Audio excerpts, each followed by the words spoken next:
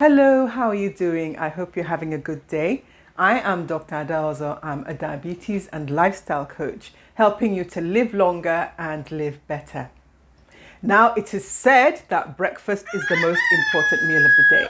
That is highly debatable, but I'm going to give you 3 of the worst possible things that you could be eating for breakfast.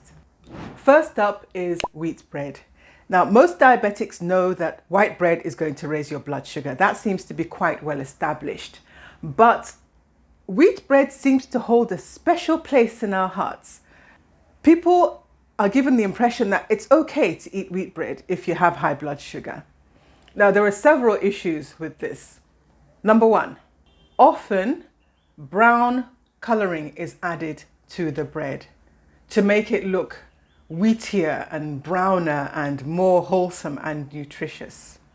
The second thing is that quite often sweeteners are added to the wheat bread because it tastes so horrible, to make it more palatable. Now, if you put those 2 issues aside, wheat bread is made from pulverized wheat. The wheat is turned into a powder, and this is used to make the bread. Once you take wheat and process it like that and use it to make bread, it is definitely going to raise your blood sugar. And you may find that if you actually check that there's not much difference between your blood sugar levels when you take wheat bread and when you take white bread. The second food is oatmeal, instant oatmeal. All these 1, 2, 3 minutes quick cooking oats. There's a very popular brand that we all know that begins with Q. Now, if you decide to eat instant oatmeal for breakfast, you might as well just eat white bread because they are going to have basically the same effect on your blood sugar. Here, the same principle applies as to the wheat.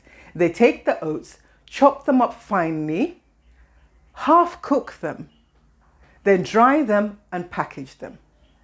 So when you eat them, they are digested so fast and broken down into sugar, and this sugar just shoots into your bloodstream and your blood sugar goes up.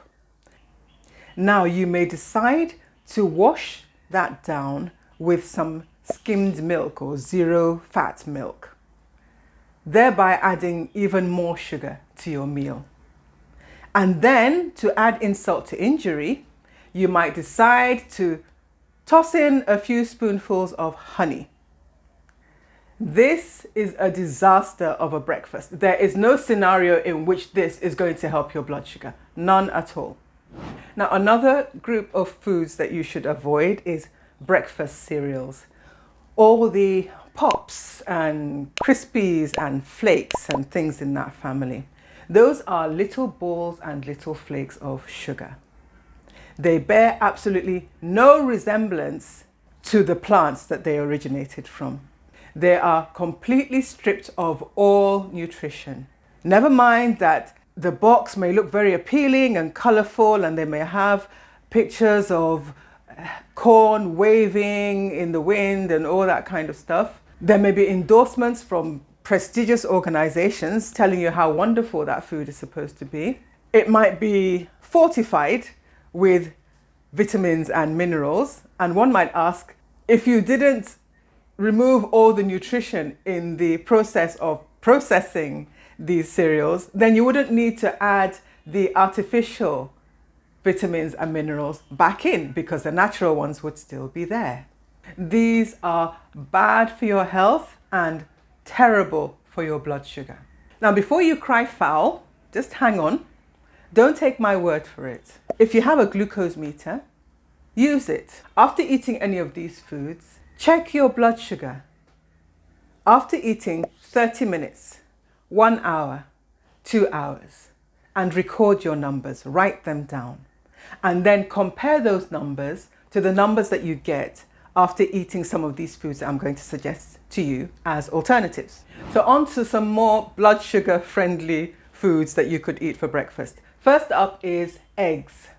Eggs are wonderful. Eggs are a natural multivitamin. Eggs are a superfood, and unfortunately there's been a lot of controversy around eggs which is difficult to understand because we've been eating eggs for generations and we never had any problem with eggs. You may ask why we're having problems now, and it's more than likely that it's the things that we're eating with the eggs. It's the junk, the rubbish, the processed food that we eat with the eggs rather than the eggs themselves that are causing the problem. Eggs are a great source of complete protein. They are full of antioxidants, and there is absolutely no reason why you should not be eating eggs. I have other videos that go into more detail about eggs, which you can find linked down in the description. Now on to the second option. People feel that there are some foods that should be eaten at certain times of the day, but I'm going to suggest that you try eating fish for breakfast. Fish are very nutritious, great source of protein. You can eat iced fish, that's the frozen fish, fresh fish, dry fish, sardines. Please throw away the oil. That is horrible. Eat the sardines without the oil. And if you eat oily fish, naturally oily fish, you get the benefit of the omega-3 fatty acids that are in that fish. And these fats are great for your brain, for memory, for thinking. They are fantastic in terms of helping to reduce insulin resistance. They're good for your heart. They have all sorts of benefits. So try fish for breakfast. And the third option I'm going to offer you is plain unsweetened yogurt. Yogurt is made from milk. Milk contains lactose, which is milk sugar. The process of converting the milk into yogurt uses up that lactose. So you'll find that if you drink yogurt, your blood sugar will not rise as high as if you were to drink the equivalent amount of milk. You compare that yogurt with nuts like peanuts or almonds, something like that, and that will keep you satisfied for some time. Greek yogurt is even better. Making yogurt is quite simple. It's not a big deal at all, and you can make it yourself. So I have a video linked in the description down below that shows you how to do that.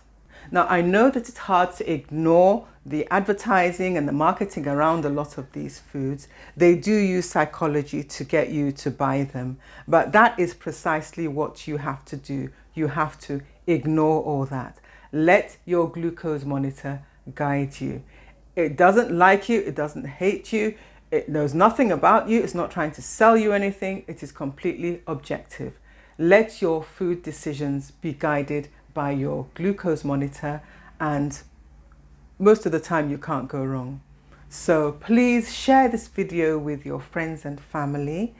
Make sure that you like the video and subscribe underneath, and I'll see you in the next video. Thanks for watching.